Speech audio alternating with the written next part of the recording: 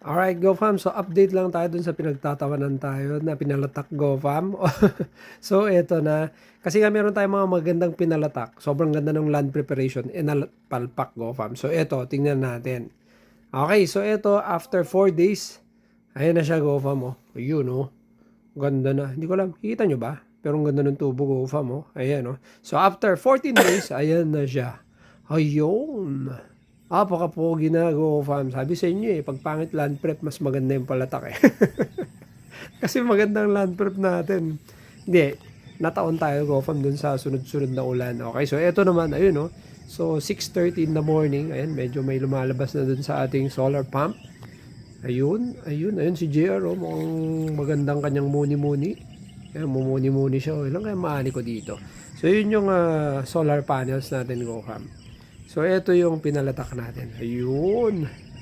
Tapos, ayun, no? So, maya-maya, lalakas yan, GoFam. Ngayon, mahina pa. Okay, so, balik tayo dito, GoFam, kasi medyo may damo-damo na. Gusto kong gamitin yung tunog mahal, GoFam, eh. Pero, mura. Ayun, no? Ferrari. Diba? Ferrari. Diba? Tunog pa lang. Pangalan pa lang, GoFam, mahal na. Pero ito, hindi magkamali, nasa 1,000 plus to, GoFam, eh. So, kaparehas nito yung sikat, diba? 200 OD. Parehas na parehas yan GoFam yung kanyang AI. Ayan o, 200 OD. Ang kanyang AI ay Cyhalophop-butyl at saka bispirebox sodium. Parehas GoFam, 150 grams, 50 grams. So yun o, Ferrari. Ang may gawa ng Ferrari ay si Tagchem.